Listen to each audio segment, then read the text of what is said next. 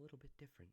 Um, so, I don't know if I've said it in one of my descriptions before, but besides making music and gaming, I do write a lot, and it's anything from short stories to poems, and I'm even in the middle of a book right now, and hopefully I'll get that done soon enough. But I've decided that I want to share my writings with you guys and see what you all think. So feel free to leave some feedback below and some suggestions on what you'd like to see me write on in the future. Forgive me if I stumble anywhere in this. I've attempted recording this a few times already, and I've tripped up a few times, and it's getting quite hard. Anyways, this one is called The Gardener. The golden rays of sunlight cut through the thin clouds, showering the lush land below in an ethereal glow. The plants swayed gently in the crisp breeze as petals danced in the wind like a gypsy's ribbon. The flora lay arranged in circles cut into quarters with spaces in between, so the caretaker could tend to the beds. In the middle of it all, a fountain rained water in cycle, light shimmering through it, casting a rainbow on the masonry around it. A tall male with short brown hair knelt pruning a rosebush carefully, and the girl beside him watched. He stood, brushed his pants clean of debris, and began to walk towards the center. He reached the spray of water and reached his hand into it. The dirt ran off, tumbling into the pool below.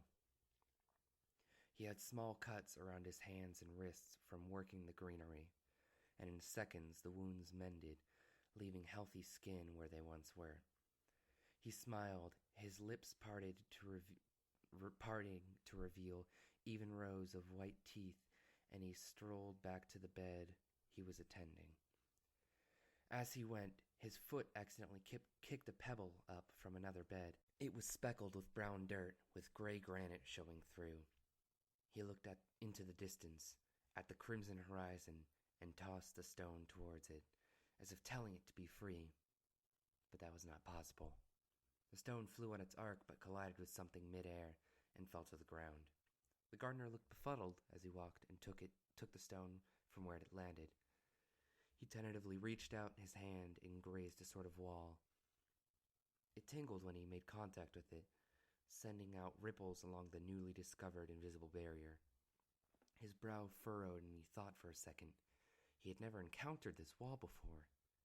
With that thought, suddenly another hit him like a freight train. He remembered nothing but what had happened in the last few minutes. Had there even been moments before that? He whispered to himself. His mind held no thought except what had happened in the gardens. How did I get here? Why am I here? He wondered. And suddenly a spark jumped from the mouth of the fountain, commanding his attention in milliseconds. He spun on his heels just as the sparks started coming in a stream, soaring out of the top of the fountain and sizzling in the air as the water flow ceased. The specks of fire stayed alight somehow and floated about the air with the petals. An uneasy silence fell upon the garden that the fountain and birdsong had once filled. Now only the gentle rustle of the plants made sound. A glass sphere arose from within the base of the fountain, and the gardener couldn't take his eyes off it. Smoke swirled inside of it, shifting by some force locked within. He walked up to it cautiously and took it into his hand. The smoke inside clouded immediately to a stormy black, and the sphere began to burn his hand. He screamed, clutching his hand and dropping the orb, and it tumbled to the ground, shattering, releasing its black fog. But the swirling black cloud did not dissipate. Rather, it simply stayed in that spot.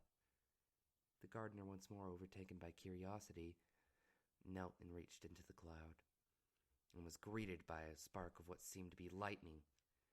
In seconds, the lightning built and the cloud exploded, sending thick black haze across the garden, making it impossible to see even a few inches in front of him. He stood stock still, not daring to move in the obscuring blackness. It was as if night had descended upon the garden so violently that it doused every light in the area. He heard a sharp crack of lightning from somewhere in the dark mass which he stood in. and as fast as it had come, it went, leaving the gardener with eyes wide at what surrounded him. Everything glowed, as if imprinted by the lightning in strange patterns and with great brightness. He spun in circles, taking in the new landscape, when his eye caught sight of the girl. He walked over to her gently and pulled her to face him. Her face was riddled with creases of concern, and she asked, "What happened to the gardens? I was watching you tend to the plants when suddenly I saw the garden change before my eyes." Fear was etched in her eyes as she sank to her knees and began to weep. He attempted to comfort her, but was not able to quell her storm of emotions. Slowly, the gardener stood and walked toward the edge of the garden, where he had been blocked before. He stretched out his arm into the oblivion beyond it, but did not make contact with the barrier like last time. Instead, his arm merely stuck into the blackness beyond the light of the garden. His thoughts raced, but they were interrupted by the splashing of the fountain. He quickly walked over to it and was met there by the girl. She bent and took a drink of the water. Suddenly her eyes filled with light and she sat open-mouthed. "What did the water do?" the gardener asked. But she did not respond, so he took a sip of it. Like a flood, his memories came back. The apocalypse, the war, the plagues, humanity going extinct. Keep two individuals. Him and her. His identity reunited with his body, and he shouted, "Lydia! Lydia, speak to me!" She stood and she grasped his hands tightly. "Thomas, I remember it all. I remember why we made the garden. So do I. We made it we made it to give humanity another chance, to let our kind live once more on the worn land." And with that, all the lights in the blackness faded, leaving the pair in the garden once more. Thomas ran to a bed of plants and picked their fruit and began throwing it out into the wild beyond the garden. Grasses and trees began sprouting from the fruits, and the landscape grew lush. Lydia ran to him and embraced him, and they watched as the moon began to rise into the sky. "As long as humanity may dwell upon the earth, I shall watch over them, with you by my side." He turned to Lydia and kissed her in the moonlight as the crickets and cicadas serenaded the stars. I hope you all enjoyed that, and as I said before, be sure to leave some feedback in the comments below if you'd like to see me write on something, a certain genre of, well, writing, of course. And, yeah, I'll see you guys next time. Take care.